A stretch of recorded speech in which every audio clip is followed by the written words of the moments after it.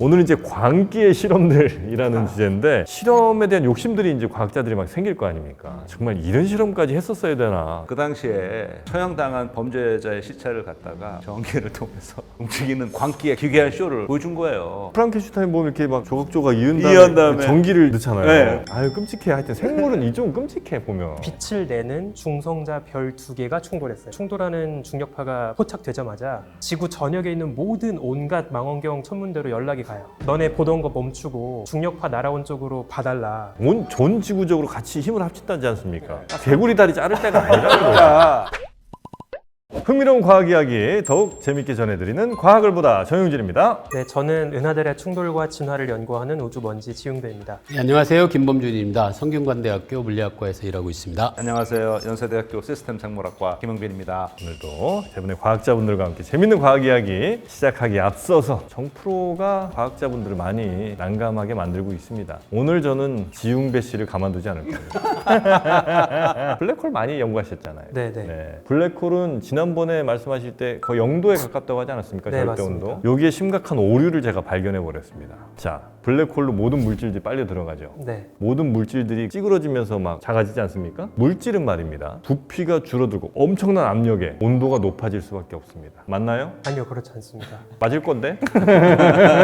아니 부피 이렇게 막 압력이 이렇게 줄어들면 온도 높아지는 거 아니에요? 그게 이제 사실 정확히 말씀드리면 무슨 일이 벌어지고 있는지를 모른다가 정답일 것 같고요. 블랙홀 안에서. 블랙홀에선 네, 수학적으로 봤을 때 부피가 0이니까 밀도가 무한할 거고 이제 이런 것들은 우리가 유추는 할 수 있는데 단순하게 일반적인 시스템 안에서처럼 압력을 가했다고 걔가 열 에너지로 전환되고 이런 거는 아닐 거예요. 왜냐하면 블랙홀이 온도가 절대 0도다 거기에 근접하다라고 할 수밖에 없는 게 방출되는 광자 열이 없거든요. 근데 온도를 갖고 있다면 복사의 형태로 뭔가를 방출을 해야 되는데 우리가 지난 시간에 얘기했던 호킹 복사를 제외하고는 그냥 일반적인 어떤 빛을 방출하는 메커니즘은 사실은 불가능해요. 그러니까 그거는 정프로는 또 생각했죠. 어마어마하게 눌려서 빛을 방출해야 되는데 블랙홀이 워낙 끌어들인 중력의 힘이 강하다 보니까 걔가 탈출을 못하는 거죠.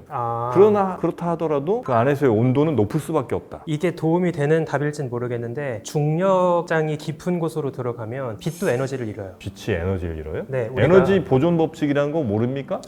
그러니까 빛이 중력장이 깊은 곳으로 가게 되면 파장이 늘어지거든요. 우리가 이거를 이제 중력적인 적색편이다 이렇게 얘기를 하는데 우리가 예를 들어서 누군가가 블랙홀 주변에 붙잡히잖아요. 그럼 걔가 어떻게 보일까를 생각해 보시면 처음에는 끌려가다가 블랙홀 주변에 시간이 멈춘 것처럼 보일 거예요. 우리가 봤을 땐 걔는 이제 안 움직이는 것처럼 보이겠죠. 그런데 걔가 내보내는 빛도 블랙홀 중력장이 계속 들어가면서 파장이 늘어지고 우리가 볼 수 없는 수준의 파장까지로 이동하게 돼요. 그러면 이제 서서히 그냥 멈춘 채로 안 보여지는 게 되는 거죠. 멈춘 채로 안 보여지게 된다. 네. 사건의 지평선으로 점점 다가서면 시간 스케일이 발산하거든요. 좀 재밌는 게 블랙홀로 빨려 들어가는 사람을 우리가 보고 있으면 그 사람이 그 사건의 지평선 바로 바깥에 있을 때까지는 우리가 볼 수 있는데 사건의 지평선에 점점 다가설수록 우리 눈엔 그 사람은 딱 그냥 얼어붙어 있는 모습으로 보여요. 거기까지는 생각했는데 지금 말씀이 파장 자체도 길어지니까 우리가 볼 수 있는 파장 영역을 그 사람이 보내는 빛이 그 파장보다 더 긴 파장 쪽으로 가게 되면 우리 맨눈으로는 그 사람은 얼어붙어 있긴 하지만 우리가 보기엔 근데 그 사람이 보내는 빛을 우리가 가시광선 영역을 벗어나면 볼 수 없게 되겠네요. 그러니까 그 사람은 그 안에 이미 들어가 있으나 우리는 들어가는 건 볼 수가 없고 빛마저 빨려 들어가니까. 네, 맞습니다. 그래서 거기 그냥 얼어붙어 있는 걸 보게 된다는 게 좀 신기하죠. 영원히 거기 멈춰 있습니다. 우리 모두 다 영원히 젊고 싶잖아요. 그럴 순 없는데 영원히 젊은 모습을 보여줄 수는 있어요. 블랙홀로 가면 돼.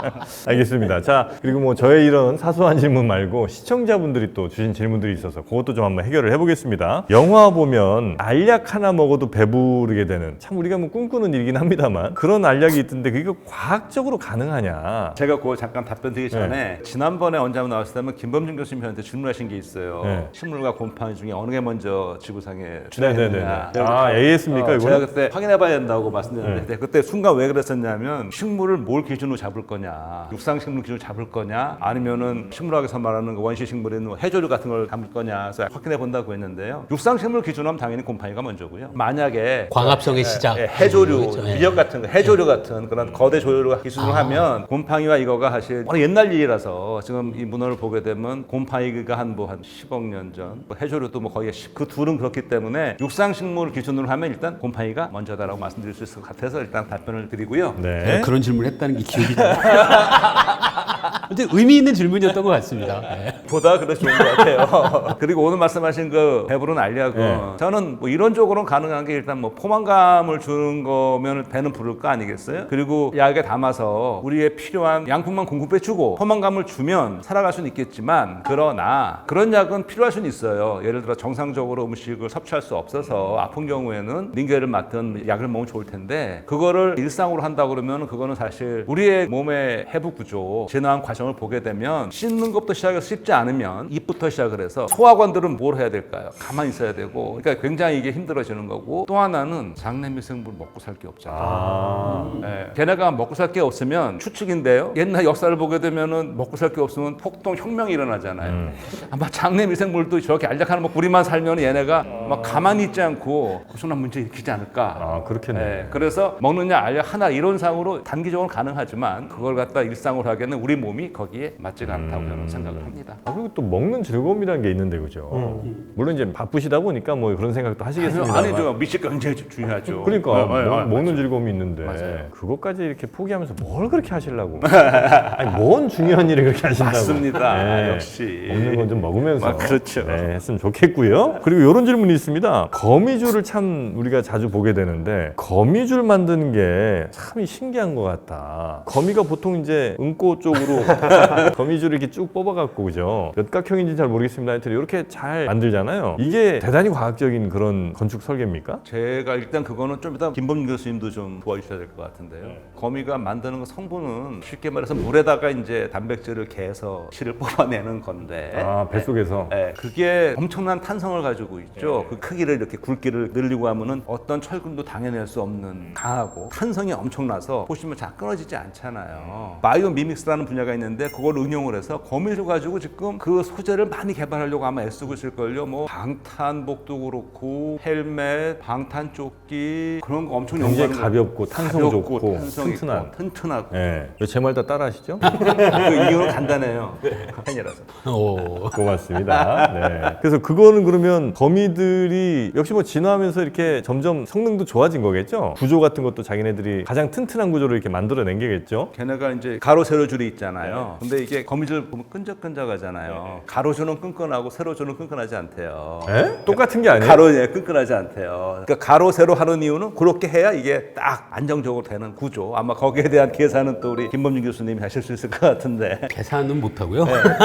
거미줄이 그런데 사실 거미 종류마다 굉장히 다양한 종류가 그렇겠죠. 있는데요. 우리가 익숙한 거미줄은 가운데 부분이 있고 여기에 이제 원의 지름 방향으로 뻗어나가는 거미줄이 있고요. 그 다음에 이걸 이렇게 나선이나 원 모양으로 아, 둘러싸는 그렇죠, 그렇죠. 거미줄 그 두 종류가 크게 나뉘는데요. 성분도 다르고 두 개가 달라요? 언뜻 생각해보면 당연한 게 이 구조 자체를 역학적으로 안정하게 유지하는 건 이 뻗어나가는 지름 방향의 거미줄은 더 튼튼하고 탄성도 그렇게 좋진 않아요. 더 튼튼하고 구조를 유지하는 거고요. 그 다음에 이제 먹이가 와서 걸리게 하는 건 돌아가는 방향.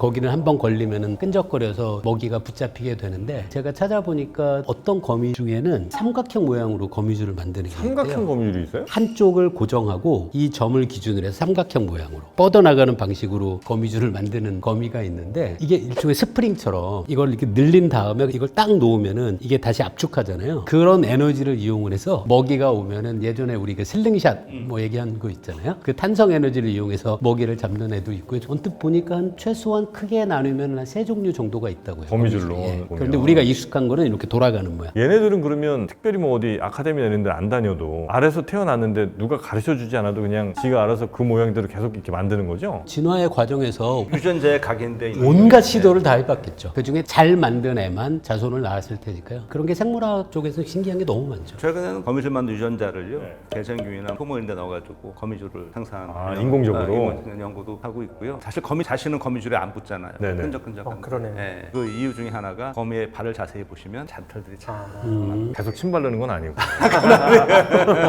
아, 그 잔털들은 오히려 거미줄로부터 끈적함을 방어할 수 있도록. 그리고 거미줄 보시면 가다가 확 붙잖아요. 네. 못 봤는데 네. 사실 거미줄이 워낙 가늘어서 눈으로 보기 쉽지 않아요. 근데 어떨 때 보이냐면 그 거미줄이 보이는 이유는 이것도 역시 이제 우리 김범준 교수님 영역인데 아 왜 자꾸 빛이 어떻게 비치냐에 따라서 거미줄이. 그래서 제가 언젠가 한번 어디 갔다가 거미줄이 너무 멋져가지고 그걸 카메라로 찍었어요. 집에 와서 봤는데 하나도 안 보이는 거야 거미줄. 카메라에는 네, 하나도 안 보이는 거예요. 눈으로는 봤는데 카메라에 앉아. 그러니까 제 핸드폰 카메라니까 아 이걸 찍으려면은 특별한 이런 카메라가 있어야겠구나. 그러니까 렌즈로 봤을 땐 보였었거든요. 아, 그래요? 근데 찍고 와서 집에 와서 봤더니 뭐야?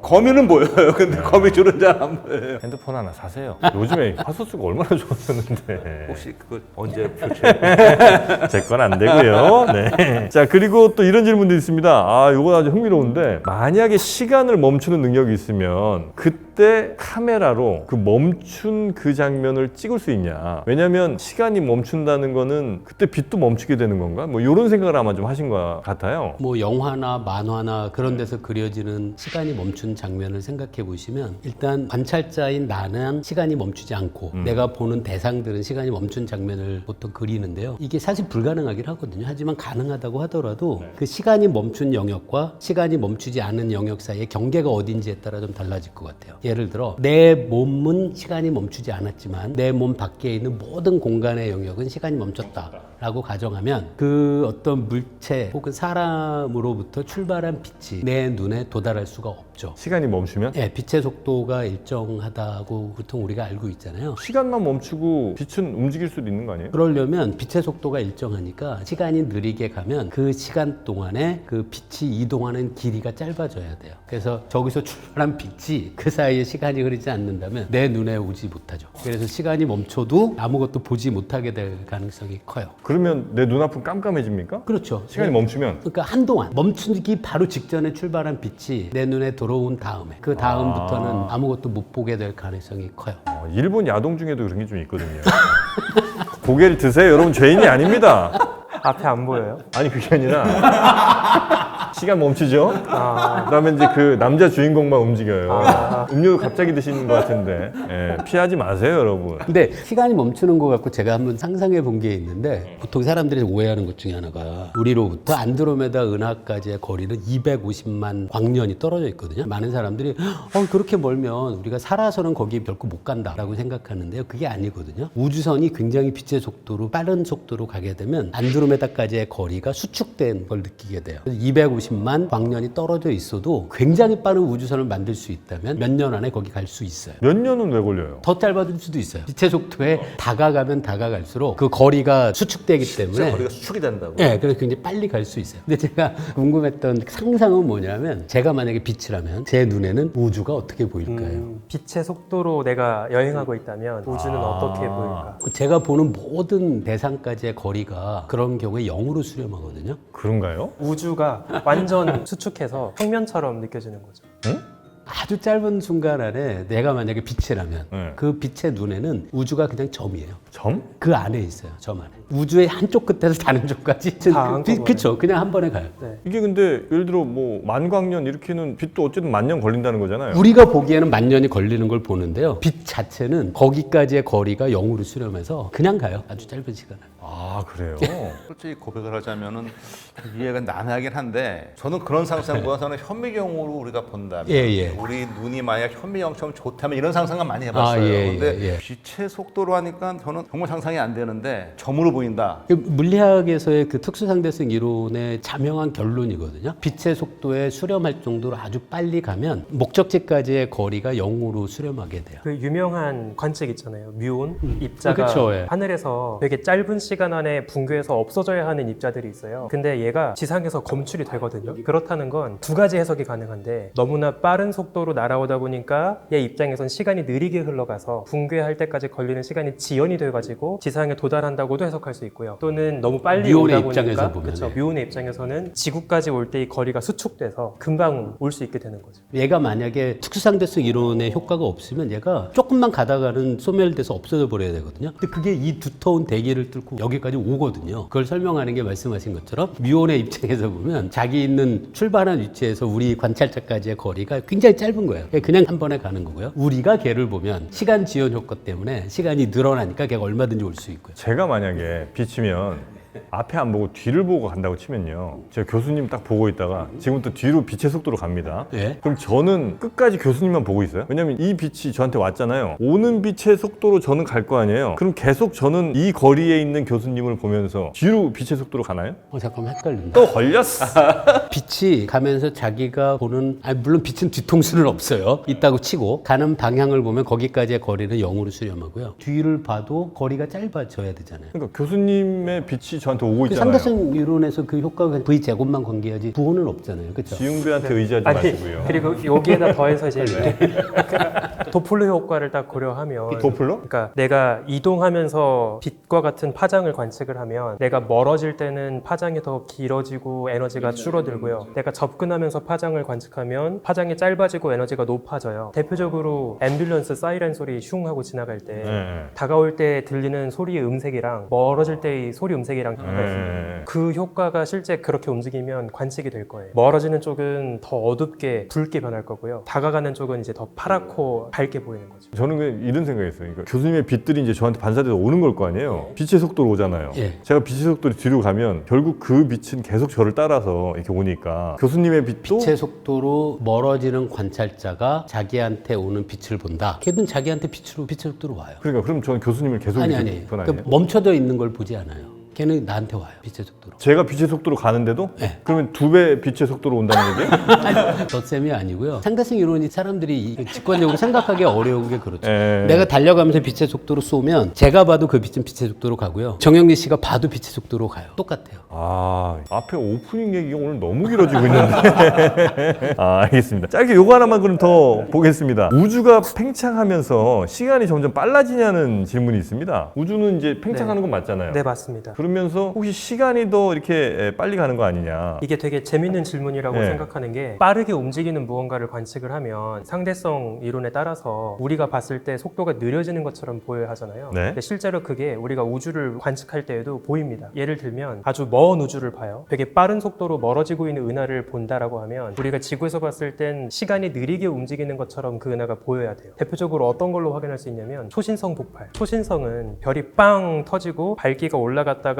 줄어드는 그런 경향을 보이거든요. 근데 이게 참 신기한 게 먼 은하를 보잖아요. 그러면 섬광이 밝아졌다가 어두워지는 속도가 되게 늘어져요. 실제로 시간이 느리게 흘러가는 모습으로 먼 은하가 보이고 있다는 거죠. 지금 시간이 지금 우주가 계속 팽창하면 팽창을 계속하게 되면 시간이 이후에는 그럼 점점 빨라지는 건가요? 그러니까 제 생각에는 방금 말씀드린 먼 은하를 관측할 때 시간이 느리게 흘러간다라고 하는 건 관측했을 때 상대성 이론에 따른 시간 지연의 효과를 말씀을 드린 거고 실제 우주 자체의 시간이 흘러가는 거랑은 별개일 거라고 생각을 하거든요. 그래서 그냥 그거는 엔트로피가 맥시멈 찍을 때까지 계속 시간이 흘러갈 거고 시간의 속도가 변한다거나 하는 건 아닌 거예요. 우리가 먼 우주를 관측했을 때 우리에 대해서 다른 거리에 떨어진 우주가 시간이 다르게 흘러가는 것처럼 보인다는 거지 사실은 상대성 이론의 핵심이 그거잖아요. 어떤 절대적인 시간이 있는 게 아니라 관측자에 따라서 시간이 다르게 느껴지는 거다라는 거를 이야기하는 거니까 우주의 어떤 절대적인 시간이 느리게 흘러간다기보다는 우리 입장에서 다른 지점의 우주를 봤을 때 거기가 다르게 흘러가는 것처럼 보일 수 있다. 이게 맞는 표현인 거죠. 우주는 균질하게 커져요? 아 이거 너무 어렵고 좋은 질문인데요. 진짜 오늘 뭐 날개 다셨네 오늘. 솔직히 말하면 우리는 그럴 거라고 믿고 있어요. 아닐 수도 있는데 그건 아직 확인할 수가 없죠. 어느 지역은 막 이렇게 조금 덜 커지다가 여기는 막 이만큼 커지고 뭐 이럴 수도 있잖아요, 그죠? 네. 그래서 실제로 우리가 우주를 연구할 때 가장 중요하게 전제로 하고 있는 두 가지 조건이 있어요. 어디를 봐도 우주가 똑같다, 동등분방하다. 어느 지역을 잘라서 뜯어봐도 우주는 똑같다. 균일하다. 그래서 이거를 우리가 우주를 연구할 때 우주 원리라고 하거든요. 이거는 당연히 그래야 과학을 할 수 있기 때문에 그럴 거라고 전제를 하고 우리가 천문학을 하고 있는 건데 사실 실험적으로 입증하는 건 어렵죠. 근데 이게 물리학에서는 우주가 어느 방향을 보나 아니면 어디를 봐도 균일하다라는 게 물리학에서 가장 중요하게 생각하는 여러 보존 법칙하고 같이 얽혀 있거든요. 그래서 균일하지 않다면 사실 물리 법칙이 변해야 되는데 아직까지는 물리 법칙을 바꿔야 한다는 증거가 없으니까 그거에 빗대어 보면 균일할 거라고 생각하는 거죠. 궁금한 것들이 계속 생각나지만 일단 오늘 또 중요한 주제가 있기 때문에 여기서 마무리하고 다음 시간에 제가 우리 우주먼지님 다시 한번 하겠습니다. 알겠습니다. 다행입니다. 자, 그러면 오늘 이제 본격적인 오늘 과학을 보다 주제, 오늘 이제 광기의 실험들이라는 주제인데 결국 이제 과학이라는 건 실험이 필수적인 거잖아요. 그래서 실험을 통해서 뭔가 결과가 나오고 또 이제 뭐 바꿔나가고 이렇게 되는 걸 텐데 실험에 대한 욕심들이 이제 과학자들이 막 생길 거 아닙니까? 이런 실험 하다가 여기서 좀 더 이렇게 해보고 조금 더 막 해보고 싶은 마음들이 생길 텐데 생물학 분야 같은 데서는 정말 이런 실험까지 했었어야 되나 대단하다 이런 광기의 실험 뭐 있습니까? 관계 실험이라기보다도 이제 발견과 그걸 이용한 옛날 이야기 같은 건데요. 동물 전기를 발견한 사람이 있어요. 동물 전기요? 네, 동물 전기라고 이제 이 사람이 이름을 붙였는데 네. 루이지 갈바니라는 사람이에요. 의사예요. 해부학 연구를 막 하다가 이제 개구리를 해부하고 뒷다리를 이렇게 해서 말리려고 말려서 하려고 이거를 뒷다리를 이렇게 구리로 된 철망 위에다가 일종의 석쇠 같은 거를 이렇게 널어놨는데 올렸더니 갑자기 개구리 뒷다리가 이렇게 딱 움직인 거예요. 네. 그러니까 이 사람이 놀랐겠죠. 이건 뭐지? 그 다음에 실제로 실험을 해봐서 저 개구리 뒷다리에다가 이렇게 연결해서 전기를 보니까 근육이 이렇게 움직이는 거를 발견을 했어요. 경련 같은 거죠? 이런 거? 그렇죠. 예, 예. 근데 더 재밌는 거는 이제 이 사람이 우연히 발견했는데 조카가 삼촌이라는 걸 좀 보고 하다가 루이지 갈바니의 조카가 예. 이름이 아마 조반니 알디니. 조반니가 그걸 보고 아이디어를 얻어가지고요 쇼를 만들었어요. 그 당시에 처형당한 범죄자의 시체를 갖다가 전기를 통해서 움직이는 광기의 기괴한 쇼를 보여준 거예요. 개구리 실험에서 전기 잘못했더니 근육 움직이는 거 보고 사람을 처형당한 시체 갖다가 하고 그랬다는 거예요. 사람들이 보러 가요. 봤죠. 사실 그거를 본 사람 중에 유명한 사람이 있어요. 누구예요? 메리 셸리라고 프랑켄슈타인을 쓴 소설가가 기괴한 쇼를 보고 아이디어를 얻어가지고 쓴 소설이 프랑켄슈타인이거든요. 그래서 프랑켄슈타인 보면 이렇게 막 조각조각 이은 다음에 전기를 넣잖아요. 네. 그게 그래서 그렇게 해서 됐다는 거예요. 이 조바니 알디니 이 사람이 처음에는 시신을 갖고 했더니 잠깐 움직이곤 안 움직이더라는 거예요. 그래서 이게 사망한 지 오래된 시신이라 그렇다. 맞죠. 그래서 심지어는 사형 당하기 직전에 죄수 사형 기다리다가 사형 당하자마자 실험을 또 하기도 해요. 그래서 상당히 엽기적인 사람인 거죠. 근데 이 동물 전기 공개에 대해서 갈바니가 사실은 오해한 거거든요. 이 사람은 동물이 몸에서 전기를 만들어내는 실험이다라고 생각했는데 사실은 전기가 만들어진 이유가 이 체액을 통해서 금속을 연결하면 거기서 전기가 그때 만들어지는 거거든요. 동물 몸에 있던 전기를 우리가 관찰하는 건 아니고. 네네네. 우리가 쓰는 볼트라는 거 있잖아요. 볼트? 그 볼트가 볼타라는 사람의 이름이었다는 거잖아요. 전압. 네. 네. 그 볼타라는 사람이 볼타 전지라고 아마 갈바니 이후로 그 사람이 교수님 말씀하신 것처럼 소금물 이렇게 맞아요. 넣고 이렇게 맞습니다. 전선 연결해서 그게 아니고 이거라는 거랑 그래서 그 둘이 엄청 싸운 걸로 알려져 그렇죠. 있어요. 갈바니랑 볼타가. 이게 전기가 갈바니는 동물이 만들어내는 거라고 얘기했고 볼타는 화학적인 산화환원 반응으로 만들어진다고 주장했고. 오렌지인가에 뭐 그거예요. 똑같아요. 네. 왜 근데 거기 불 켜지는 거예요? 오렌지 두 개인가 이렇게 꽂으면 불 들어오잖아요. 그게 그 양쪽의 금속을 다른 걸로 연결하거든요. 그래서 한쪽에서는 산화, 한쪽에서는 환원 반응이 만들어지면서 전자가 연결된 도선을 통해서 흐르면서 전구에 불을 들어오게 하는 거죠. 그럼 걔는 계속 들어와 있어요? 아니요. 이게 계속 하다가 산화환원 반응이 멈추게 되면 그러면 이제 사실 자동차 배터리가 똑같은 원리거든요. 자동차 배터리는 물론 계속 충전을 계속 하긴 하는데 제너레이터라고 하죠. 제너레이터가 고장이 나서 자동차 배터리를 더 이상 충전하지 못하면 조금 지나면은 전기가 생성되지 않죠. 아유 끔찍해. 하여튼 생물은 이 좀 끔찍해 보면. 생물은 다 끔찍한 거거든요. 네. 아니 이거 오해하시면 안 되는 게 저한테 광기 실험을 소개해달라고 그래서 이런 게 발견이 있어요. 생물이라기보다는 그 당시에 보세요. 물리학에서 얼마나 고결한 실험들이 나오는지 한번 보겠습니다. 자, 물리 한번 가볼까요? 물리학의 실험은 네. 끔찍한 실험은 없습니다. 없죠. 하지만 제가 떠올린 실험이 좀 극단적으로 어떻게 이런 것까지 했을까라는 건 조금 있는데요. 제가 떠올려 본 예가 우리 우주먼지님도 잘 아실 중력파 검출한 실험인데요. 이게 어느 정도로 극단적인 거리의 변화를 측정한 거냐면 몇 년 전에 혹시 언론 보도 나온 그거예요? 예. 이게 1광년 거리에서 머리카락 두께 정도가 변한 정도의 아주 작은 변화를 측정한 거예요. 아, 이건 난 좀 사기 같더라. 약간 사기 같지 않아요? 자, 봐봐. 일광년 거리인데 1초에 30만 킬로 가는 친구가 이거 얼마나 그 간지. 거리에서 머리카락 두께가 변한 정도의 아이, 차이를 그건 약간 잰다. 사기라고 봐야지. 아주 가능합니다. 아, 사기 같아. 어떻게 그걸 알아요? 간섭을 이용하는 방법이거든요. 굉장히 작은 거리의 차이도 측정할 수 있어요. 이게 뭘 측정한 거예요, 정확하게? 중력파가 이쪽에서 먼 천체에서 만들어진 중력파가 이쪽으로 중력파라는 게 어떻게 만들어지는데? 그때는 10억 광년 정도에서 블랙홀 두 개가 근처를 돌다가 하나로 합해지는 순간 그러면 갑자기 시공간의 변형이 만들어지잖아요. 네. 시공간의 변형 자체도 파동처럼 쭉 퍼져나가요.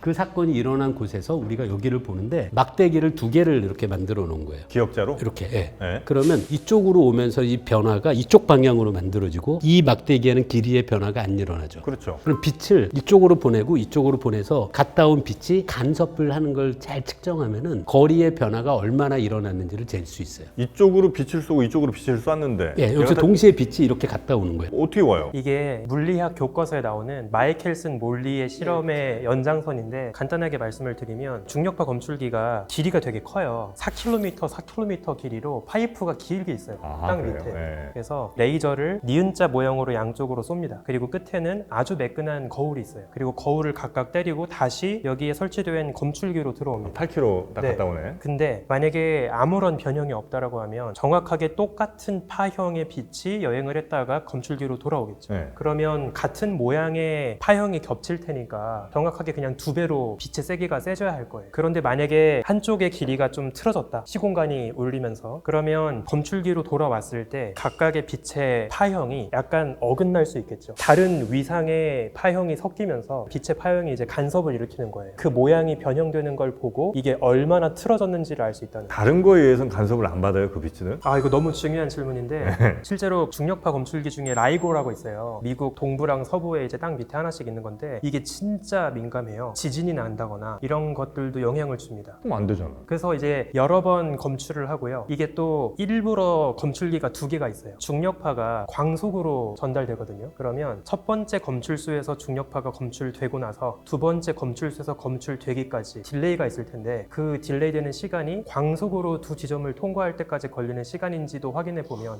검증할 수 있죠. 와, 그걸 잰 거예요. 그렇게 했다고요? 네. 그 순간에도 지구는 자전을 하잖아요. 아, 그런 거 다 다 계산을. 고려하죠. 거기서 발표된 원래 데이터 자체를 보면 이 중력파 검출의 신호는 정말 그때 만들어진 여러 변동폭에서 아주 조금만 들어있어요. 그래서 그거를 데이터 프로세싱 같은 테크닉을 이용을 해서 노이즈를 다 덜어내는 거죠. 그게 블랙홀 두 개가 합쳐진 거 관측한 거랑 동시에 일어났어요? 그래야 될 거 아닙니까? 어때요? 자, 어떻습니까?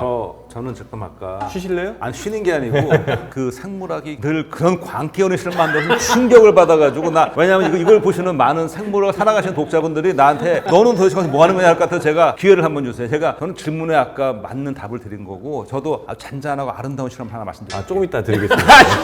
조금 이따 드릴게요. 일단 이거부터 지금 해결해야죠. 질문이 뭐였죠? 그 10억 광년 거리에서 그렇죠. 그 변화가 만들어진 게 그걸 우리가 눈으로 관측하고 동시에 중력파가 와야 얘가 그거구나라고 우리가 믿을 수 있지. 얘는 아, 관측한 예. 거는 뭐 한 10년 전인데 얘는 지금 관측되면 이거 말이 안 되잖아. 그걸 그 중력파 그때만 해도 동시에 두 가지 서로 다른 방법으로 관찰한 건 아니에요. 중력파만 잰 건데요. 이거 진짜 중요한 질문이에요. 이후에는 있습니다. 진짜 중요한 질문이라잖아요. 그러니까 이게 왜 문제가 되냐면 우리가 되게 수억 광년 거리에 떨어진 어떤 천문 현상이 중력파를 일으켰고 그거를 마치 우주 부표를 띄워놓고 흔들림을 보는 것처럼 이제 멀리서 퍼져나오는 중력파를 보는 건데 이왕이면 강력한 떨림이어야 재기 쉽겠죠. 그렇겠죠. 그래서 대부분 기대했던 건 이왕이면 무거운 블랙홀끼리 충돌하는 걸 봐야겠다고 생각을 한 거예요. 근데 문제가 있습니다. 블랙홀은 빛을 안 내요. 빛을 내지 않는 천체의 충돌을 본다는 건 중력파로는 잴 수 있지만 다른 전자기파로 걔를 검증할 수가 없다는 거예요. 그래서 이게 천문학에서 되게 중요한 이슈였는데 나중에 시간이 지나서 다른 종류의 충돌을 또 목격을 하게 됩니다.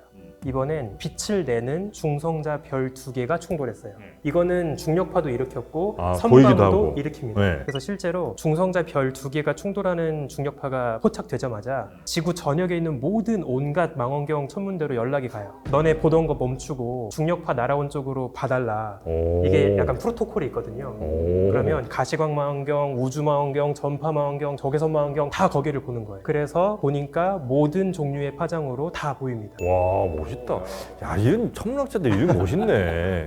전 지구적으로 같이 힘을 합친다지 않습니까? 개구리 다리 자를 때가 아니라. 그러니까 나는 약간 일종의 이거 음모로, 그러니까 이거 정영진 MC의 편파적인 와. 여기 잡힌 것 같은데 아까 너무 질문 멋있다. 자체가 광기였고. 너무 멋있다. 너무 멋있어요. 저는 지구에서 상만 놓고 볼게요. 조금 이따 시간 드릴게요. 너무 멋있어 지금. 지금 이 아름다운 이 장면을 전 놓치고 싶지가 않습니다. 그렇게 해서 잡았어요 전 세계 사람들이. 네. 요즘 그쪽에 이름이 있거든. 다중신호 천문학. 아, 네, 맞아요. 네, 그래서- 멀티 메신저. 네, 그래서 요즘은 그쪽이 굉장히 아 그래요. 그 실제로 그러면 블랙홀이 합쳐지거나 혹은 뭐 별들이 폭발하거나 이럴 때 그 중력의 변화를 우리 지구에서 감지를 했다는 거죠. 네, 맞습니다. 아 그게 어마어마한 실험이라고 이제 보시는 거고. 그렇죠. 뭐 이 정도.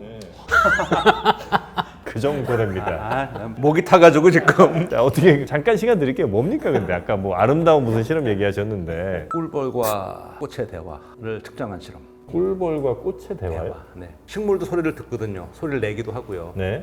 측정 가능하고요. 식물이 그건 뭐 얼마 전에도 식물을 좀 물을 안 주거나 가지치기를 하면은 소리 내는 거 측정해서 보고가 됐고요. 그건 이제 귀로 이렇게 잘 듣는 거죠? 우리의 가층범위 밖에 있는 것이죠. 항상 아까 우리가 그 파형을 말했는데 우리가 듣는 가층범위는 정확하게 밖에 그쵸, 있는 그쵸. 것들. 예, 예. 근데 이 식물과 꿀벌의 대화는 달맞이 꽃을 했을 텐데요. 꿀벌 소리를 들려주면 달맞이 꽃이 꽃꿀을 더 많이 만들기 시작해요. 오. 이름을 벌맞이 꽃으로 바꿔야 되는 거 아니에요?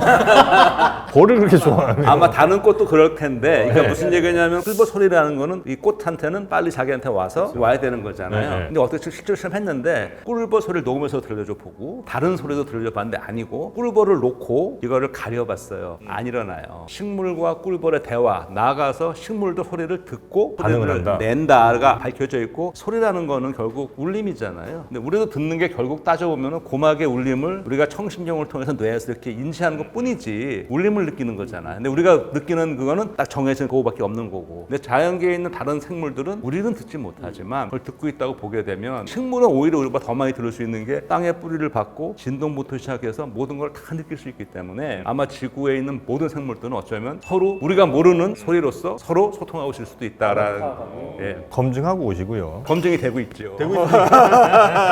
아니 그러면 소리를 내는 기관이 있을 거 아니에요? 듣는 기관이. 예, 그러니까 식물 같은 경우는 이런 게 있어요. 잘렸을 때 소리를 내잖아요. 식물에 이제 물관과 체관이라는 거 통로가 네. 있거든요. 거기서 건조할 때 기포가 생기잖아요. 기포가 터지는 어떤 그런 거, 그리고 떨림, 그런 등등으로 해서 음파를 만들 수 있는. 능동적으로 식물들이 만들어낸다는 거죠 소리를. 그러니까 예를 들어서 이제 벌이 근처에 올 때 나 여기 있어 이렇게 뭔가 이렇게 떨면서. 식물이 벌을 일로 오라고. 네. 그럼 이제 식물이 이제 내는 소리고, 아니면 이제 벌이 소리를 낼 때 식물이 아 오는구나 감지를 하면서 뭔가 이렇게 움직여주면 오케이. 그런데 이제 그게 아니라 벌의 날갯짓 정도의 파형의 꽃이 흔들린 거라면 그거는 우리가 꽃이 인정할 수 흔들린 게 아니고 벌을 끌어들이는 거는 이미 꽃이 향기로 벌을 끌어들이고 있고요. 네네. 또 다른 시그널이 되겠죠. 벌이 온 거를 듣고 그때 꽃꿀을 더 많이 만들어서 얘를 맞이할 준비를 한다는 그렇습니까? 거죠. 예. 달맞이 꽃 실험. 예, 실험은 달맞이 꽃으로 했어요. 네. 어떻게 만족하시는지 모르겠습니다. 좀 부족합니다. 부족합니다. 개구리보다 훨씬 좋았습니다. 자 그러면 천문학 분야. 야, 아까 그 중력파 이것도 굉장히 흥미로웠는데 말이죠. 아, 네. 오늘 천문학이 굉장히 좀 활약이 좋습니다. 아, 다행입니다. 천문학, 물리학 쪽에 광기를 대표하는 인물이라고 하면 전 아이작 뉴턴을 꼽고 싶은데요. 뉴턴은 주식에 좀 관계가 있었던 것 같은데.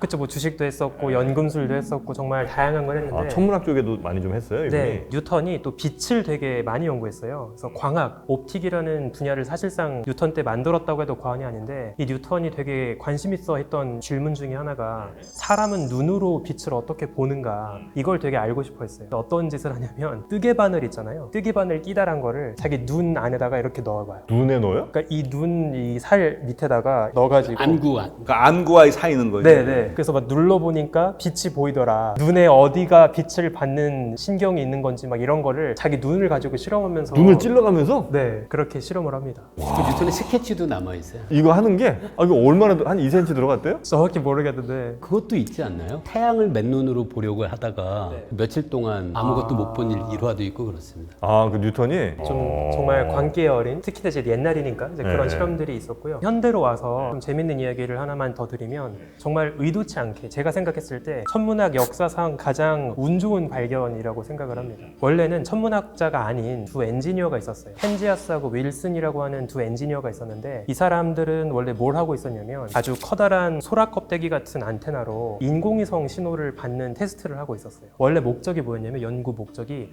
어떻게 해야 인공위성의 시그널을 더 증폭시켜서 받을 수 있을까. 이게 이제 그 사람들이 해야 하는 과제였거든요. 네네네네. 근데 이제 안테나를 본격적으로 쓰기 전에 먼저 테스트를 합니다. 안테나가 잘 작동하는지. 그래서 아무것도 없는 그냥 텅 빈 하늘을 찍어봤어요. 아무것도 없는 하늘을 찍은 거니까 아무런 신호가 안 들어올 거라고 생각을 한 거죠. 근데 뭐가 들어왔구나. 근데 뭔가 들어온 거예요. 네. 그래서 이거 뭐야? 아 저쪽이 뉴욕 도시 방향이어서 도시 잡음이 들렸나 봐. 시골 쪽으로 돌려서 찍자 한 거예요. 근데 또 똑같은 잡음이 또 들어오는 거예요. 그래서 이거 뭐지? 날씨 때문인가? 그래서 날씨가 흐릴 때 맑을 때도 찍어봅니다. 그래도 차이가 없는 거예요. 어느 하늘을 찍어도 계속 똑같은 게 들어와요? 똑같은 게 들어와요. 그래서 나중에 어떤 짓까지 하냐면 아이고 안테나에 무슨 문제가 있는 거 아니야? 라고 해가지고 들어가 봅니다. 안테나에. 그랬더니 안테나 안에 비둘기가 둥지를 지어 놓은 거예요. 그래서 아 드디어 잡았다. 이 비둘기 때문에 이게 노이즈가 생겼구나 해가지고 비둘기 치우고 비둘기 똥도 닦고 막 합니다. 그다음에 비둘기 못 오게 막 총도 쏘고 그렇게 하면서 또 찍어요. 그런데도 또 들어와요 노이즈가. 뭐야? 그래서 이제 이거는 아무리 지우려고 해도 지울 수 없는 하늘이 보내고 있는 신호다라고 생각을 한 거예요. 네. 그래서 이게 정확히 뭔지 노이즈의 세기를 재보니까 그 노이즈를 온도로 바꿨을 때 절대 온도로